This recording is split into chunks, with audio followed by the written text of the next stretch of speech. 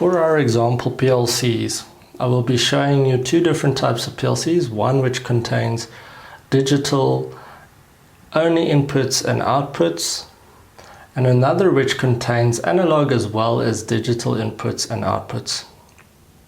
Let's firstly start with the DVP14SS2 from Delta. So this is the DVP14SS2. It's one of the more entry-level models you will see in the Delta range. So let's look at what this PLC has to offer. So first of all, we've got this indicators here on the top left, which are just basically LEDs which indicate the power state, the run state and the error state.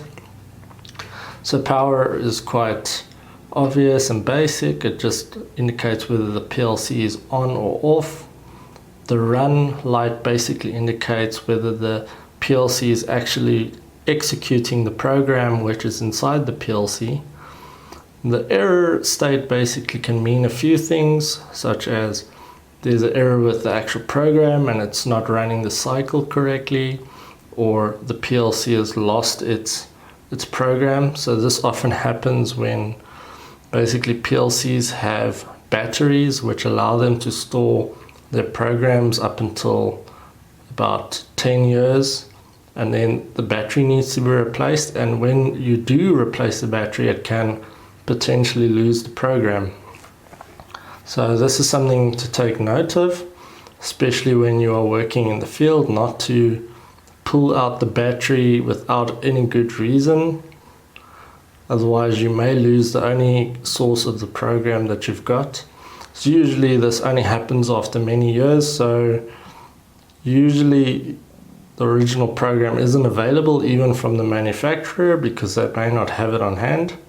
So this can cause a lot of problems where you need to reprogram the PLC, or it's going to cost the client or the customer a lot of money to reinvent the program which was in the PLC originally.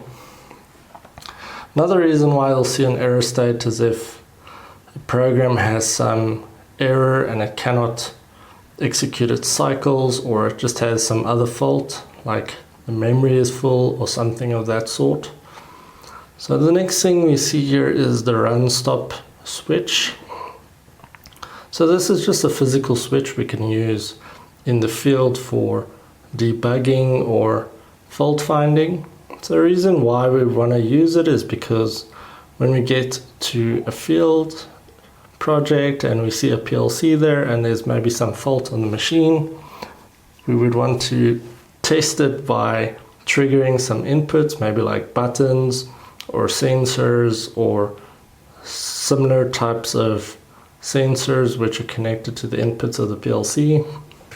So generally we'll put it into the stop mode because we don't want to unintentionally execute code which is in the PLC, which could then turn on some outputs, which could maybe turn on motors or pumps, which potentially could damage the machinery if it's not operating correctly.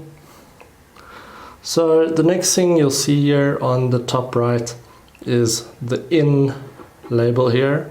So the first terminal just below that is SS, which basically stands for sync source. So we'll go into more depth on this in later lectures, but for now all you need to know is that it operates similar to NPN and PNP configurations in transistors. Then the next value here is the X0 terminal, which is basically the first input terminal on Delta PLCs. On Delta PLCs, X's followed by numeric values are usually inputs. So each of these green terminals basically has either a relay or a transistor which sits behind it, which then allows current to flow for inputs to be energized or not.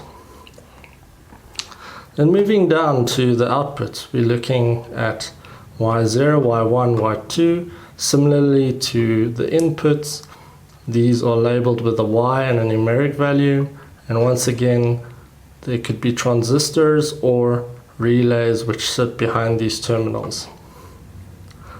Then moving down to this round plug here, generally we call this a DIN female plug, which in Delta PLCs are 8 pins, but you can see all sorts of different configurations on different PLCs. For example, in Panasonic you may see 5 pins, and other PLCs 4 pins, and even some have 9 pins. So it's good to just become accustomed to this and understand what each of these pins on this port actually mean. But in terms of the Delta PLC, this is the RS-232 port, which we use for programming the PLC and communicating with the PLC. As to the RS-232 communication method, we'll discuss this further in lectures ahead. So don't worry too much about that right now, but we will go into more depth about RS-232. So let's turn this PLC just to show you the bottom. So you will see there's this green terminals here, and above it is something that says RS-485. So again, this is another type of communication method like RS-232, which we just saw, and this is usually used for external communications, usually with devices like HMIs or other PLCs which are connected in daisy chain. Then below that we'll see the power terminals, which will be the 24 volt DC, 0 volt DC, and earth or ground terminal. So turning the PLC on the side just to show you how we mount the PLC. So for example, how this will be mounted in electrical panels. In electrical panels there will be a DIN railing which is mounted to the back of the panel, which the PLC can then clip into. Just to show you how this works, I'm just going to show you the clip and how we actually mount it. So to firstly just loosen the clip, we need to just pull this back. So you'll see that it allows a bit more space, and then that can be attached to the DIN rail in the back of the electrical panel, and then just clip back to allow it to be secure. So the next PLC when we're looking at is the DVP-20SX2,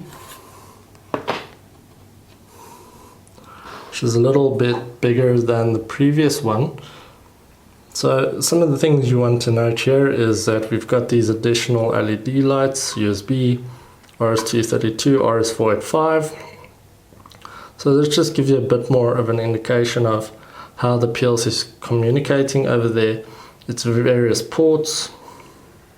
It's also got this mini USB port which you can use for programming as well. It's also got the RS-232 8-pin once again. And then just the big difference between this PLC and the previous one we saw is that it's got compatibility with some analog inputs and outputs as well. So you'll see here A/D, which is analog to digital conversion, and then on this side there's digital to analog conversion. Generally the analog will take an input between 0 to 10 volts or 4 to 20 milliamps, and then interpret that as digital signals inside the PLC, which the program can then use to do different operations. And below here we've got digital to analog, which allows you to output some ranges between 0 to 10 volts or 4 to 20 milliamps.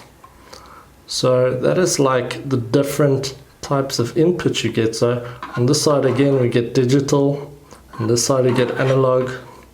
We'll go into more detail of how analog and digital differ in later lectures, but for now I think that this is a great start for you to start identifying PLCs in the field, understanding their various different communication ports, how to switch them into the stop mode, how to actually dismount them from the DIN rails using their clips. Just one last thing to show On this PLC we've got an expansion port over here. So what we can use this for is if we've got a lacking of inputs or outputs on our PLC, we can add additional modules to the PLC, which will then allow us to have more inputs and outputs, and that will allow us to just work with bigger projects. Some of the bigger projects can be 256 inputs and outputs at a time. So hopefully this was a great introduction to PLCs, and you will be able to now identify them, understand them, and know that they are actually there in the project that you're working on. See you in the next lecture.